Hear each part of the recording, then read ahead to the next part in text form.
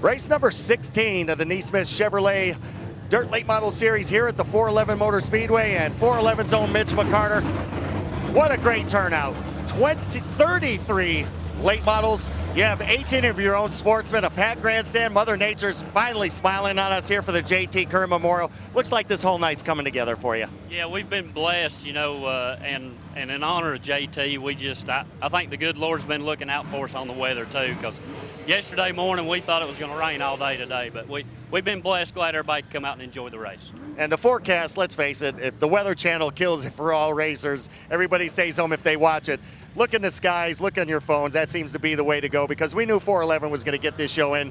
You got a busy night. You're working on the racetrack. Your boys are racing. I mean, how do you just divide all your time between everything that you are responsible for here? Well, I've got good people, and of course my wife, I couldn't do any of this without her. She takes care of all the ticket sales and stuff. But we've got good people, and they, you know, they help me out, and I just walk around and try to go by and check on my boys, check on the racetrack, check on all the other racers, you know, and try to get by and at least see some people that's never been here before and tell them thank you for coming. And you start the year off January 1st with racing. Over 200 cars here this January, bringing a lot of traveling series. The boys go out and race out on the road. You know, you're just busy 24/7. Where do you find time for family and sleep, much less? Well, the family is racing. That's all we've done since when I was racing, and the kids grew up in racing, and honestly, that is our family time. That's what we plan our vacations on, racing. But you know, I sleep 4 or 5 hours a night and then get up and get after it again.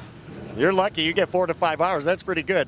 As a promoter and as a track owner and a worker and all that, how do you divide your time up between the things you need to get done? Like you said, you have good people. You just delegate because you know they're going to do it. Is that how this works? Yeah, we do. We delegate, and you know, I've got two key guys, Rick Brooks and Joe Bird, that take care of track prep. You know, they do a lot of stuff that people don't look at, people don't see during the week. And you know, all these guys that help, they're all volunteers, and they're just racers. They just like watching the race, and they remind me of stuff we need to do. I know with the season starting in January, and a lot of places it ends November, December, do you really have an off season? No, we don't anymore. You know, for the past 3 years, we've run a race in November, and then we'll do some practices in December, and then you got Christmas, and then it's time to race on January the 1st. Looks like this J.T. Kerr Memorial is going to be a great night. I hope so. Thanks for coming and watching the show. Mitch McCarter wears many hats. Tonight, he's going to wear many more. The tire you see is a tire that just got cleaned off with the grinder by Fast Qualifier, current point leader, 4-time winner, and now 4-time Fast Qualifier, Corey Hedgecock. You love this place. Let's face it, between here and I-75, if we ran all our series races, you'd probably go undefeated, much less anything else. You've got these two places figured out. What is it about 411? Just make a lot of laps here. We test here a lot, and just like we did at I-75 a bunch. So, you know, just as far as maybe just having a little bit more knowledge than everybody else has got as far as just track notes and everything. And I think it does pay off and everything. And I love it when it gets slick here. It'll get racy tonight. Not a turnkey driver either. We caught up with you grinding on the tire here.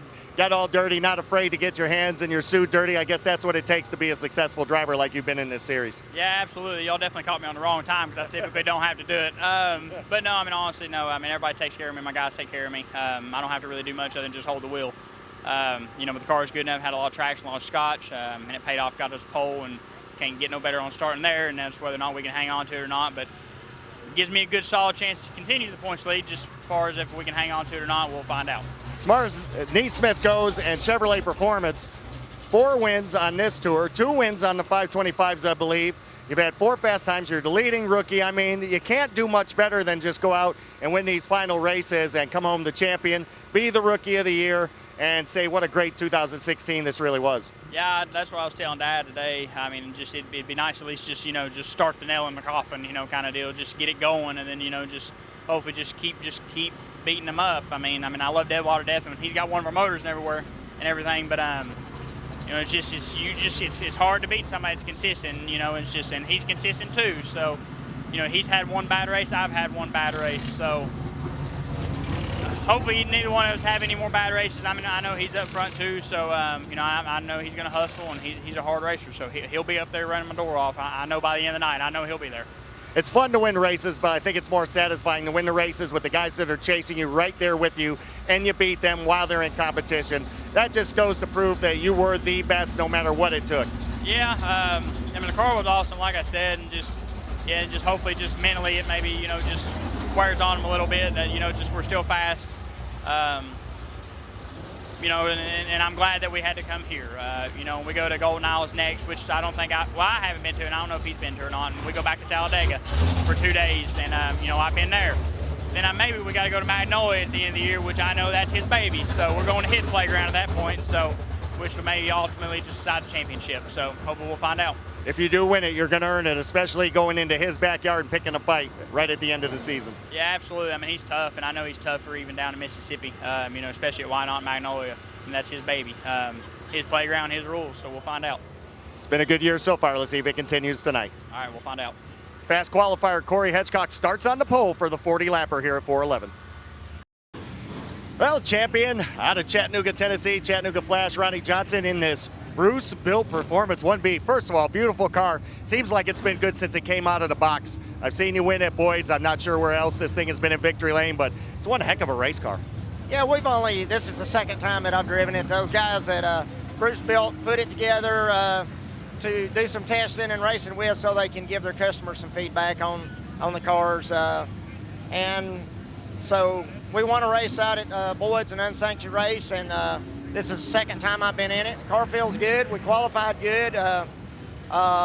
So, you know, we're going to go out there for some locked-in hot laps in a minute and go run 40 laps. And, you know, it's a special race to me, JT Kerr Memorial.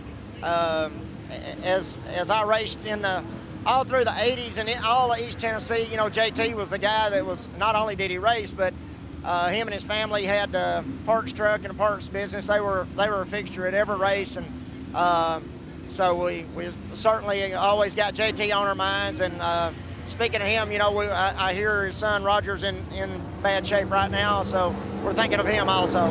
Well, obviously, you're going to run this one in honor of JT. Starting fourth in this race tonight for 40 laps, that's not so bad. It's kind of a different surface we're seeing here tonight. It looks real slick. Is it that way?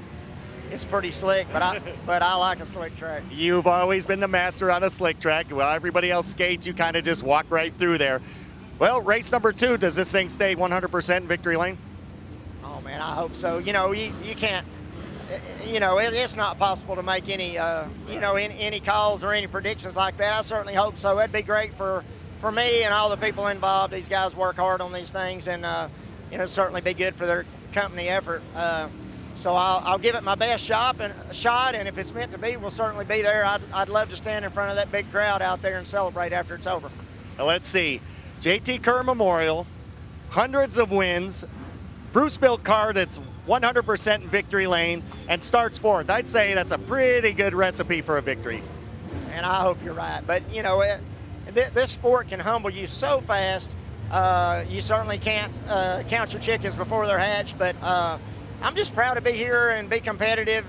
That's the main thing, and a sense of accomplishments is really my purpose for doing this whole thing, and hopefully we're out there. It would be great. We've probably been telling you this for thousands of times, but good luck, RJ. Thank you very much. Ronnie Johnson starts fourth and would love to bring it home for JT here tonight.